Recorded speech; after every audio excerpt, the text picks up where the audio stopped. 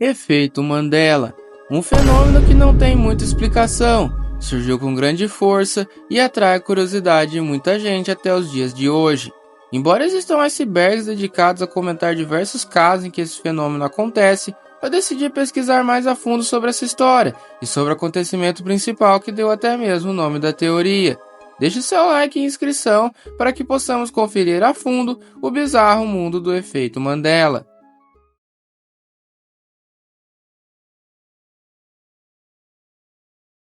A teoria do efeito Mandela foi cunhada em 2009 pela pesquisadora paranormal Fiona Broome, e ela tem relação com uma forte memória coletiva de que o ativista e ex-presidente da África do Sul, Nelson Mandela, havia morrido na prisão durante os anos 80. O ativista foi preso em 1963 após avançar com táticas não pacíficas de protesto para o direito dos negros, escapando da pena de morte e sendo libertado finalmente 27 anos depois, em 1990. Acabando por ser posteriormente eleito presidente da África do Sul. Quando Broome postou em seu site sobre o acontecido, que ela tinha descobrido que Mandela ainda estava vivo em 2009, ela foi surpreendida por diversas pessoas que também acreditavam que o político havia morrido já, fornecendo inclusive detalhes sobre o relato, sobre como descobriram, onde estavam e onde viram a notícia, apenas para descobrir anos depois que nada daquilo tinha acontecido.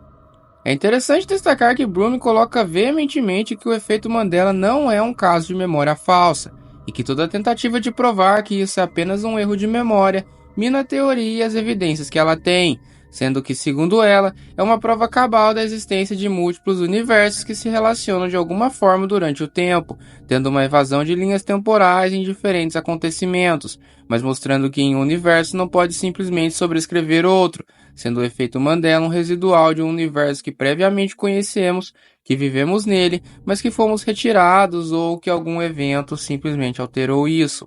Existe ainda uma teoria complementar à de Broome, de que o fim do mundo de 2012 foi o evento que definiu a troca de universos, já que a grande maioria dos ditos efeitos Mandela aconteceram em um momento prévio a 2012, se relacionando com mídias antigas e alinhando com algumas coincidências, tipo o fato de Nelson Mandela, no nosso universo, ter morrido em 2013. Mas a teoria original apenas coloca esses fatos como uma prova de que temos múltiplos universos, e que existe uma grande diferença entre uma simples memória falsa e o bizarro efeito Mandela.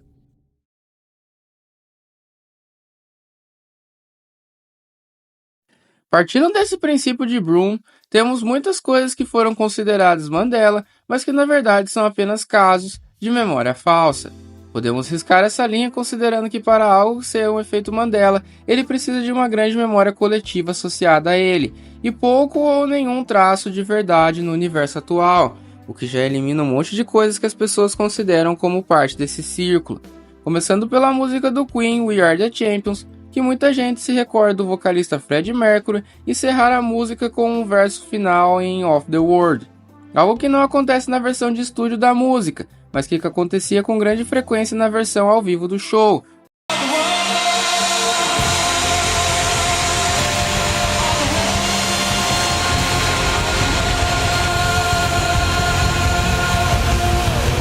O que provavelmente seria escutado por um grande número de pessoas, principalmente em uma época que se baixava músicas quaisquer sem nenhuma informação, em programas como Ares Galaxy e Emule. Então, de acordo com a própria classificação de Broome, isso não se trata de um efeito Mandela, pois Mercury realmente encerrava a música nos shows com o último verso, o que justifica muitas pessoas terem essa lembrança. Passando para o próximo, temos a famosa frase de Darth Vader em Star Wars, "Luke, I am your father", que tem sua explicação no fato de ser referenciado em diversas mídias, e não me pergunte como, mas o próprio James Earl Jones, que fez a voz do Darth Vader, disse a frase exatamente desse jeito. When I first saw the dialogue that said, "Luke, I am your father," I said to myself, he's lying.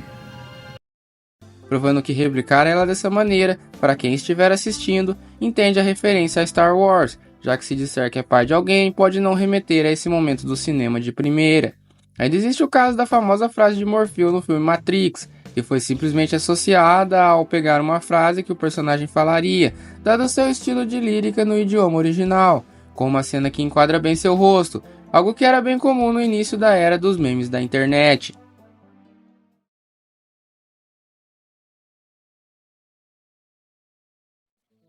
Mas o que realmente então é um efeito Mandela? Agora que sabemos das definições originais, podemos analisar que o que realmente possui todas as características descritas por Bloom, baseado em sua experiência pessoal, um evento de grande proporção, relembrado da mesma maneira por um mesmo grupo, com fatos diversos e fidelidade no relato daqueles que supostamente presenciaram o acontecido. E com isso temos um evento bem famoso na cultura do Brasil, o lendário episódio do Dragon Ball Z, onde Goku se transforma pela primeira vez em Super Saiyajin 3, sendo interrompido pelo plantão da Globo do 11 de setembro, algo que era relatado e comentado muito antes da noção do efeito Mandela ser criado, devido a um embate de gerações entre pessoas que juravam ter presenciado toda a situação e, novamente, conforme colocado com relatos vívidos e detalhados, muito difícil de terem sido fabricados apenas para essa situação. As primeiras evidências para desbancar essa fala vieram quando pessoas foram conferir a grade de episódios que eram exibidos. O Dragon Ball Z passou em ordem cronológica na Globo,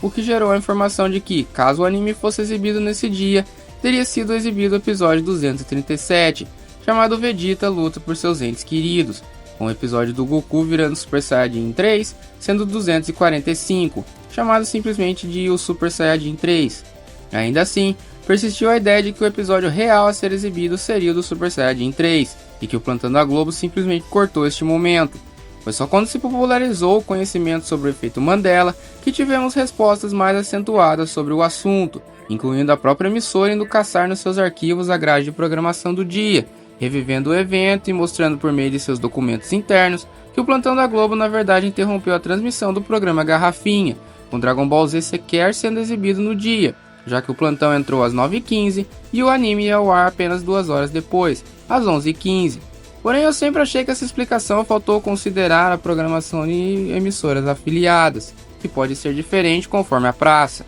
o fuso horário do país, além de erro de arquivo da emissora ou coisas do tipo, dada a frequência com qual esses detalhes eram repassados sem possivelmente nenhum cuidado. E se você se pergunta por que esse episódio é marcante, é devido ao fato de que a transformação de Goku nessa forma era muito antecipada, já que a maioria do público conhecia devido a jogos como o Dragon Ball Z Shin Butoden e o Dragon Ball GT Final Bout, então todo mundo esperava ver esse momento via anime. Seja como for, a discussão permanece até hoje, e todo 11 de setembro é relembrado que, possivelmente, em um universo que já existimos ou não, de acordo com essa teoria, esse grande momento foi interrompido por um plantão de tragédia. E simplesmente hoje existem duas realidades, uma realidade em que isso aconteceu e a realidade mista em que vivemos, onde alguns remanescentes têm essa memória muito bem vívida na sua cabeça e com outros isso nunca simplesmente aconteceu.